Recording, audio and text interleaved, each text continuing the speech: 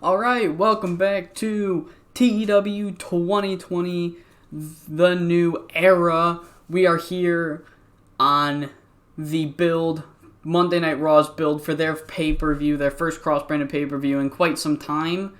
I believe in this universe, the last cross-branded, or solo-branded pay-per-view, was back in 2006. So yeah, 10 years later, and we're back doing the solo branded pay-per-views, having not cross-brand. There's a term I'm thinking of that I don't know the name of. It's on the tip of my tongue. Is it solo branded? Brand exclusive pay-per-views. That's the term I was thinking of. So we are on the road to Cyber Sunday, and of course this is the final week before SmackDown's Great American Bash pay-per-view takes place. We have that taking place Sunday, week 4 of September, but that's not for Raw, so that's not relevant. On this episode of Raw, we have 2 matches pre-booked, only 2. We have the rematch between Neville and Big Show, and the tag match between the Vaudevillains and the Usos.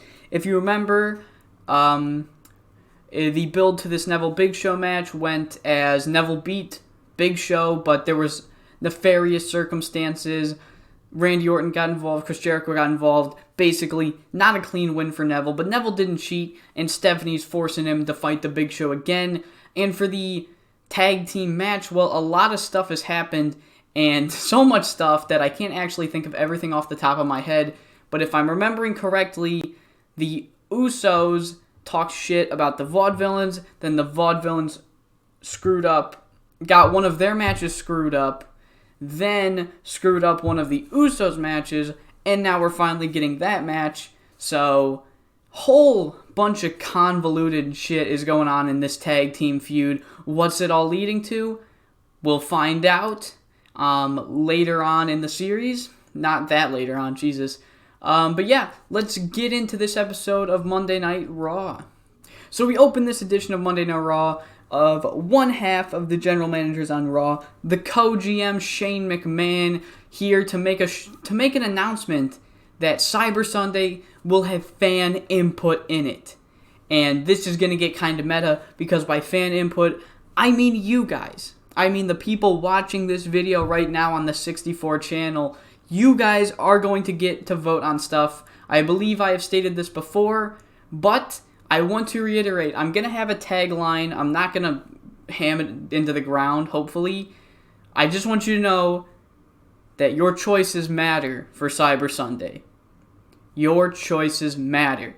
So voting will begin next week. And what that means is next week, throughout the course of the show, I will be announcing certain matches that will have fan voting.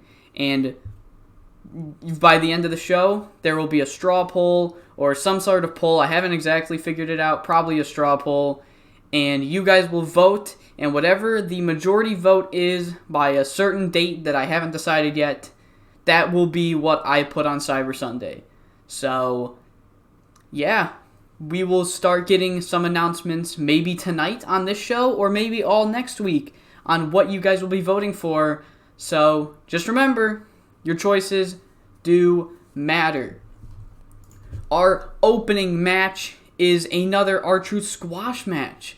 And once again, same storyline. R-Truth, he's still fun and games. He's still the same old R-Truth in and out of the ring. But once he gets in that ring, well, he's the truth. He's the truth. He's TNA the truth. He's Ron Killings. He takes wrestling seriously. And he beats up poor little Fuego del Sol, who just happened to be in the local workers section. And I love me some Fuego del Sol. So I thought, why not bring him in on a one-night deal? He is not signed to NXT. I don't want to bloat the NXT roster so I can actually get these guys some development. So, yeah, Fuego del Sol getting a job opportunity here. Maybe I'll sign him to NXT a little bit longer in the future. So, yeah, R-Truth picks up the victory. And after the match, R-Truth is celebrating, and Golden Dustin Rhodes really quickly runs in and gives Truth a trip to Dick Kick City, much like he did to The Miz. And he tells R-Truth that, yeah, alright, You've proved yourself. The match is on now. You get your match against me at Cyber Sunday. Next segment is an announcement. This is announced before we go to commercial, and it says that later tonight, Samoa Joe and Roman Reigns will meet face to face. What does that mean? Well, it means they're going to meet face to face. That's all that means. No contract signings, because contract signings are weird to me. If you do them once, if you have to do them on, like, for everything, like if you do them all for, if you do one for a WWE Championship match, you should really do it for every WWE Championship match, and then it gets boring, so no more contract signings. So they're just going to have a face-to-face encounter that maybe something big's going to happen. We then have a segment where Sheamus comes out, and he makes things quick, and he says he's had enough of Xavier Woods. He's tired of feuding with this man. He's tired of all the interference and the distractions and the matches and all that crap. And he wants Woods for Cyber Sunday, and he's going to be waiting for Woods' response. And he leaves. He's going to give Woods time to think about it. You know, hopefully he accepts by the end of the show. That's what Sheamus wants, because he just wants to kick Xavier Woods' ass. We then are plopped into another Miz match, and this time he learned his lesson from Sin Cara. He doesn't say that the IC title's on the line, because Sin Cara almost upset him, and that would have made him very upset. So, nice 75 rating here. Miz gets a 79. And once again, skull-crushing finale after Maurice interfered. And following the match, Miz is cutting this promo with his wife, Maurice, and he just says, "I've got no challengers left. There's no one in the back left for me to face for my IC championship, so everyone in attendance, everyone watching at home, get ready for the longest IC title reign ever, because I've got no one left to defend it against." And at this moment, we hear the music of a man who's been out injured, who's been out unavailable for booking for quite some time, the man who never got his IC championship match. It is Darren Young who returns. He returns, he goes on a hot streak, he lays out the Miz. Miz is, he hits the few moves, clothesline over the top rope. Miz runs away, him and Bob Backlund. Bob grabs a microphone and he says, "Darren Young is back, baby." We are then shifted to a backstage segment where Enzo and Cass confront the Usos. They're like, "Guys, what the heck? We were assaulted by the Ascension. Yes, okay, maybe. We deserved it a little. But we were assaulted, and you guys were right there. And you didn't help us." And the Usos, they profusely apologize. Like, Enzo, Cass, we're sorry, guys. We were all exhausted and, still hurting from the Vaudevillains attacking us. And we just weren't in our best judgments. And they're just being really, nice about it. They're really being apologetic. They really feel bad. And Enzo and Cass don't buy it. They feel like the Usos were just using them to, get on their good side and not have to fight them. And, we'll see where this goes from here. We are then transition back to the ring for the Braun Strowman and Erick Rowan matchup.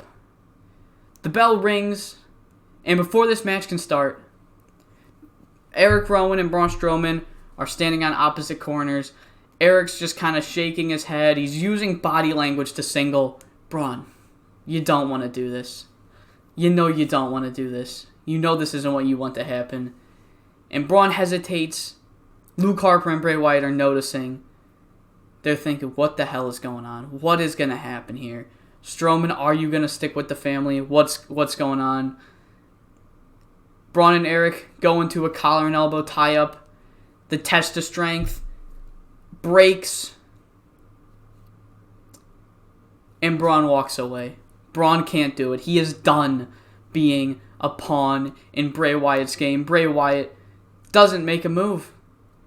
Bray Wyatt almost kind of knew this was going to happen. He kind of knew Braun Strowman was going to walk off on him. And he's not angry. He's not angry at Braun. He's not angry at Eric. Bray Wyatt gets up. He walks away, still with his head held high, and still with Luke Harper by his side. We then go to commercial, and when we return, it is time for the Vaudevillains and Usos tag match. This is a tag match, 10 minutes of straight, nice adrenaline fights. And the Usos look to have the match in the bag when Enzo and Cass run down.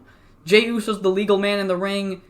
Enzo distracts Jimmy and the ref with whatever the fuck he does on the apron. And at this point, Colin Cassidy gets up, pushes Jimmy Uso off of the top rope, allowing the Vaudevillains to capitalize, hit the That's a Wrap, and pick up the victory, the shocking victory over the Usos. Thanks in part, major part, to Enzo and Cass.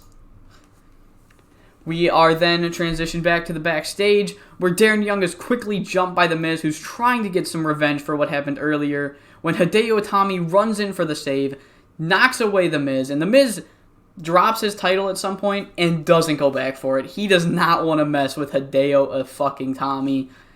And Hideo Itami is being thanked by Darren. He's being thanked by Bob. Bob tries to shake his hand. Hideo Itami, all he does is pick up the belt, look at it, and say in the best English, I don't know how well Kenta's English is. I'm assuming it's not too well. I don't know, though. In the best English Kenta can, he says, this belt will be mine. Signaling that Hideo does not want any friends. He does not want, all he wants is titles. All he wants is to succeed, to make more money. He's kind of a lone wolf. We are then shown a promo made by Randy Orton. He says Cesaro isn't going to be able to make it tonight after the disgusting and brutal beatdown by Kevin Owens and Triple H when all they were looking to do was talk. But Randy Orton got off a little better. He doesn't know if Cesaro's going to make it again next week. He doesn't know if Cesaro will be in the building, but he knows that he will, and he's going to butter up Owens next week. He's going to make sure Cesaro gets a nice and easy victory over a man that doesn't deserve a title match. And that got a 94. Let's go. Let's go. It is Neville Big Show time. Neville Big Show time. Chris Jericho's at the ringside, and he's being a huge thorn in the side for Neville. And the way the fans are like, alright, we know what's going to happen. Big Show's going to pick up the victory thanks to Jericho. But on the contrary, Chris Jericho's antics are eventually caught by the referee, who gives him a final warning before Neville manages to knock Big Show to the ground, hit a red arrow, and pick up the surprising victory. Neville gets a clean victory over the Big Show. And Chris Jericho runs into the ring immediately after, and Neville dodges a Chris Jericho attack. Neville completes this show. He gets through this show at the top of the world, at the top of his game. A huge success tonight here for Neville. Beating the Big Show, not being beat up by Chris Jericho. Great night here for Neville. Xavier Woods comes out. He's backed by his New Day brothers, and he comes out to accept Sheamus's challenge. Glorious Ones, who of course are feuding with Big E and Kofi Kingston. Not much Xavier Woods, but they don't care because Xavier Woods is aligned with the two men that they hate. And the Glorious Ones demand Xavier Woods get in the ring. They've beaten Big E. They've beaten Kofi Kingston. Why not go 3 for 3 and beat Xavier Woods? And the match between Xavier Woods and Bobby Roode, it's going to main event the show. And it goes pretty well for the most part. But eventually, midway through the match, of course, Sheamus comes out. Sheamus comes out and starts trying to distract Xavier Woods, interfere against Xavier Woods. Big E and Kofi notice this. And what does Big E do? Big E starts brawling with Austin Aries. This distracts the referee, and the match doesn't end there. No.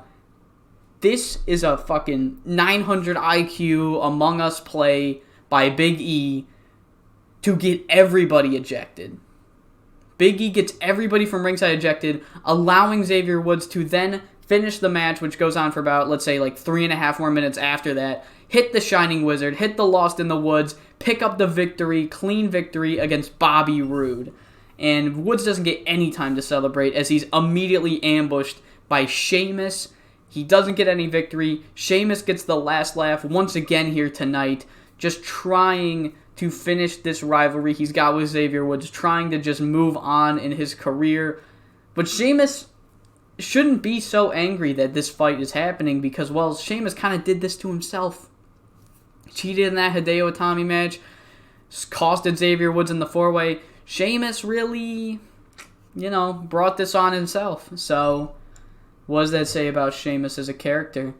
And now we get to the Samoa Joe Roman Reigns face-to-face. The two men, they go in, they give each other heated promo, back and forth. I'm not going to go into it because I didn't write anything down and I don't want to talk myself into a corner, which I do sometimes. And eventually, before the face-to-face can turn into a brawl, Stephanie McMahon comes out. And everyone's like, oh, god damn it, what now? And Stephanie announces that Samoa Joe and Roman Reigns, they are going to have a match at Cyber Sunday. That was announced last week. But what wasn't announced last week is that you guys, the fans, are going to decide what match type it is. And the match types appear on the screen. The match types are Extreme Rules match, Iron Man match, or Dog Collar match. Fans start losing their minds because they like voting, I guess. Samoa Joe, before the segment can end, before the show can end, says, whoa, Stephanie, I got a good idea. What if, instead of Iron Man match, we put a submission match? Stephanie's like, I like where you're thinking. Submission match, Dog Collar match, Extreme Rules match. First poll for Cyber Sunday is announced. Those are your three options. You can't vote yet. You can vote. You'll be able to vote once the Monday Night Raw week 1 of October video is published. That is when you guys will be able to vote. But I just wanted to let that get in your minds first before we end Monday Night Raw. Decent show overall, 84. Pretty good. I'm surprised the Shane McMahon promo did really well, since technically I didn't have that as a part of a storyline. And I'm kind of upset the Joe Reigns face-to-face didn't do as well as it did. But Miz did really nice. I saw Neville and Big Show both had 80s, which is pretty cool. And that's it for this episode. You know what? No, it's not. Because I'm going to do a cut, and I'm going to go to Neville's pop, because I want to see where it's at right now. So Big Show's pop in the save started at an 88, and he has dropped 4 points, so he's still pretty over. He's still considered a star in ours. And I know for a fact Neville's pop started at 64. Holy shit, it's now at 84. Yo! So the reason I know for a fact it started at 64 was because I felt Neville's pop was much lower. As you can see, I did cheat and give Neville a bunch of, because I felt 42 at this point in time was really low for Neville. So I just kind of gave him a Mimi number and gave him my number. So really, he started our save at 64, and he has grown 10 pop. He has grown 10 pop. And that's great. I promise you, after I made his pop 64, I did not touch it. This is all from beating the Big Show and being involved in the Neville and Cesaro storylines. So we might actually give Neville a world title run that he never got in WWE that he really deserved. So yeah, I hope you all enjoyed this episode of Monday Night Raw. I hope to see you for either SmackDown Live, the next Raw, the Cruiserweight Classic, or especially the Great American Bash 2016. I'll see you there.